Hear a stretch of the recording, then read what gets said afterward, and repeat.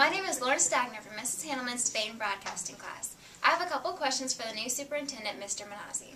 Good morning, Lauren. Glad to be here with you. Yeah, thanks. Okay, so coming from your last school district, what's been your biggest challenge so far and why? I think, once again, like all districts around the state of Iowa and around the United States, it's the budget and the lack of funding for public schools. And so trying to take our current resources and making them go as far as we can to make sure that we support student learning and student achievement. I think that's the biggest challenge. It will be the biggest challenge moving forward. Yeah, definitely. So we have a really united community here. What's one thing you think you can add? You know, I think it's, I cannot say enough about Southeast Polk, the schools, the families, the kids, the communities, and I think it's a great place to be. And I think one of the biggest things and one of my biggest focuses will be to improve student achievement. That always should be the #1 goal of a public school system. And I think that's what I'm here to do. That's what the Board of Education hired me to do, is just make sure we really focus on student learning and at all times trying to improve student achievement. So you definitely have a lot of good ideas. What's something that you want the community to know about you? Maybe a new idea or something about yourself? You know, I've spent 33 years in public education. This is my 34th year. I'm passionate about schools. I'm passionate about my work. I love what I do, and we're going to do everything we can to provide the very best for our kids. My biggest goal is to make sure that when kids leave our K-12 system, that they're really ready to move on into the world or into definitely a post-secondary type option, because the kids are going to need some kind of post-secondary education option when they leave our system. So that's the biggest thing, is to just make sure we provide the very best education for our kids. That's been my focus since day one. That's continuing to be my focus, and just my biggest priority is to provide the best educational experience we can for our students. Yeah, that's awesome. You saying that getting us prepared for our post-secondary education, what do you think about our RAM plan? You know, the little bit I know about the RAM plan and everything, I think it's really a good incentive for kids to do well and develop good attendance and everything. I think those things really speak for itself.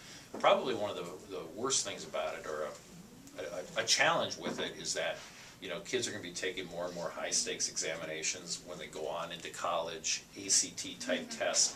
And by missing some of those experiences, I think that's hurting students. And I think we're hearing from kids who are moving on to college that they needed more of those experiences, because those exams can be stressful, and the more you have a chance to take those types of exams, the better you're going to feel in that environment once you get there. Yeah, that's what my mom says. So everyone wants to know, because you're coming from up north, do you think you'll be less lenient with snow days come this winter? Yesterday I had a couple messages from junior high teachers, and one of the things, being a superintendent, you always want to be known for is more than those two words, snow days. Day, yeah. And whenever you see high school students, they always ask you about that. I need to always protect the safety, of the students and everything, and a lot of it is, getting used to what the weather is here. I think we probably do get a little bit less snow here than what I'm used to, but then again, the winds are really strong. I've been amazed at that. They are very strong.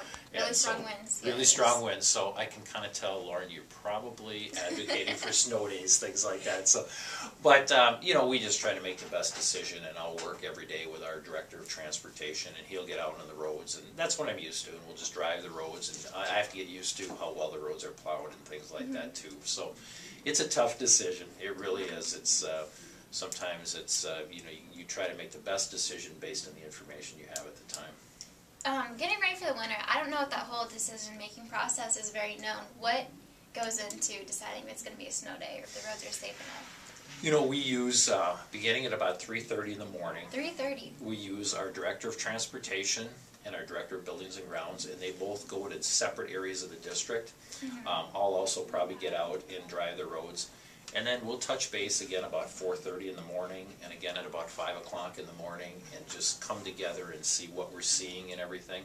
One other thing that I'll probably use here too is discuss it with area superintendents that are in our area and see what they're doing with their particular systems and everything. So trying to get all the information together, and then we'll try to make that decision probably by about 5:30 at the latest in the morning. Oh, that's different. And then we input it all into the TV stations and all those things, and try to get that information out to people. Okay. What is one of the major differences between our school district, Southeast Polk, and your last school district, which was in Minneapolis? In New Prague, Minnesota. I spent all of my 33 years were basically spent in all Twin Cities suburban districts. Okay. You know, I would say, I don't know that there are a lot of differences. I mean, to me, kids are kids, and I love working with kids wherever you're at. I think both communities, you know, really value education and really do a great job with that. I would say probably one of the biggest distinctions is just the incredible facilities we have here at Southeast Polk. You know, our buildings and our schools are in great shape. Our athletic facilities, our fine arts facilities, things like that are just so state of the art. Not that our facilities were poor where I was, but the facilities here are amazing. Yeah, as a student, yeah, I really love taking advantage of like all the things we have. Thank you very much for coming out today. Thanks, Lauren, for having me. All right.